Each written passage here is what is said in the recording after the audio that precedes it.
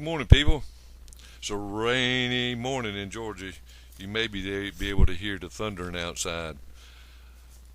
I'd like to. I seem like I'm on a roll here with these videos, and it seems like that I'm actually making them to try to uh, take this a little further in people understanding, about the small weight silver and why I still won't get any change back due, from, a lot of people still got in the head just because they think they should doesn't necessarily mean that you will. Now, I just want to take a minute or so first to try to get you to place yourself in the scenario of a buyer of gold and silver in exchange for a product. Now, if you were the buyer and you knew that for a matter of fact, and of course it would be a matter of fact, each of us knows this, that once I get this guy's or lady's silver or gold, that the price has such a potential to rise in the next few days, even to the amount of maybe $5 a day, or maybe in a week as much as $100. Or do you want to give back this person gold and silver as change? If you do, you're practically paying him to take it.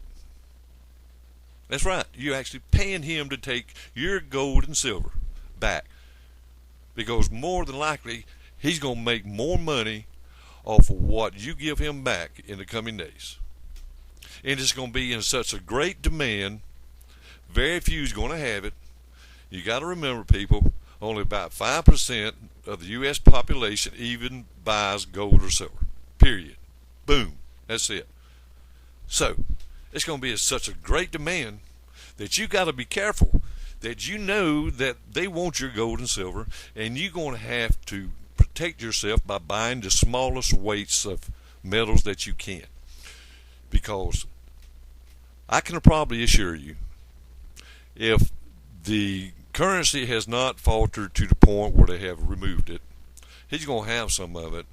Okay, he's going to have the legal tender of the dollar, which, even though it's inflated, it has very little value. It is still legal, and he is going to want to give you back that currency. He don't want to give you back that gold, and neither would you want to give it back, because you know that it's in such a great demand. And this is what I call horse sense. We have to place ourselves in these scenarios to think. It's just not what we expect, what we think we should. It's only right that you should give me back that. Well, it might be the right thing to do, but it's not in his best interest or her best interest to do it. And you may just end up getting another loaf of bread instead of taking that fiat currency. But remember, even if you use your fractional and you end up getting a small amount of fiat currency back, you remember what to do with it, right?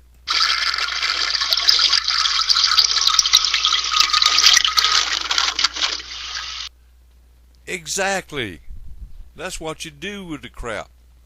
I mean, that's what you do with it. Okay? Now, people say, well, how,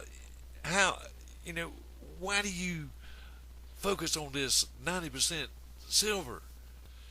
And that's because since the very beginning of buying silver and gold, I have realized that it's all just that. It's just silver. It's just gold. And you tell me, if you're the one who says, well, I don't buy nothing but American Silver Eagles. I don't buy nothing but old Maples. My dog's bigger than your dog. I'm gonna have these Austrian Philharmonics. Bull crap. Because you don't tell me for a minute that if you go down to the store and You see this gentleman giving change that's just gotten change back, in his pocket with a silver quarter that you that you don't want it, that you might strike up a conversation with this guy because you know what he's got. Don't tell me that you're not going to try to buy it from him. Because back in your head, even though you dream of these eagles and stuff, even though that, in the back of your head, you know that it's silver and you want it. And that's what I have come to realize. It's silver. And I am purchasing silver for an economic collapse.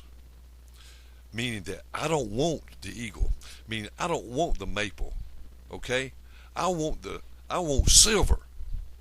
I want something that I can buy, that I can buy more of weight-wise per dollar. And that is tier 1 silver. Tier 1 silver is for economic collapse. That's what I'm preparing for. I'm not investing right now. I am preparing for economic collapse. If it doesn't happen, I can flip it and start buying the eagles. Swap it in for it. That's what I'm trying to get across to my viewers and my subscribers.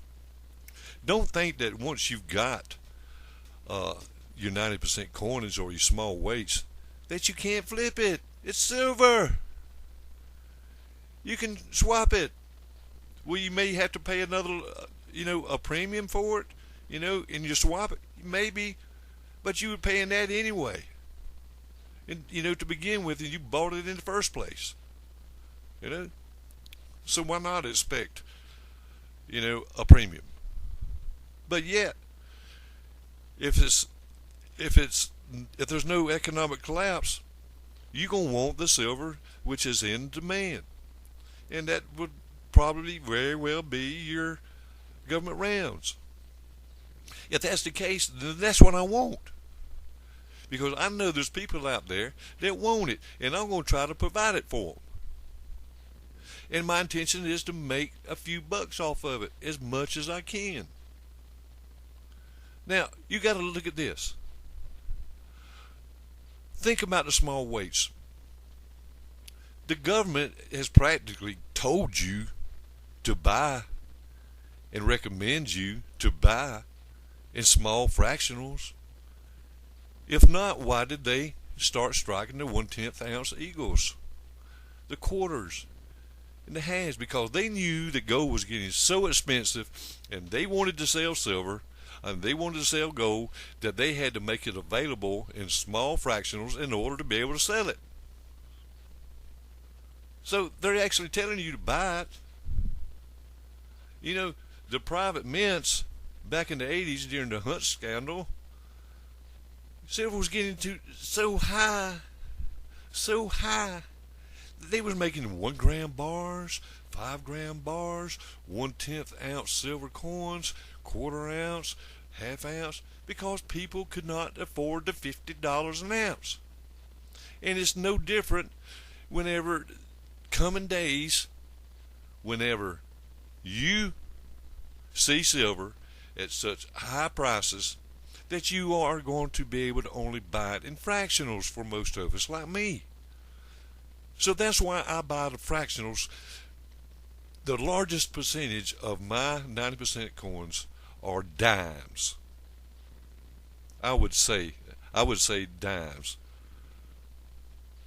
Although I do have a lot other. I have the quarters and the half dollars and silver dollars. But if you want to swap me dimes for silver dollars, give me a call. I'll do it in a minute. I don't care if it's a Mercury, a Barber, or a Roosevelt. I don't care who's on it, as long as it's got 0.07234 ounces of silver in it. That's my concern. So this is why I stress to you and encourage you to just think and ask yourself, why aren't you buying smaller weights? Because if only 5% of all the U.S. citizens even buy and hold silver, you're going to see that in an economic collapse, the smaller weights are going to be in such demand.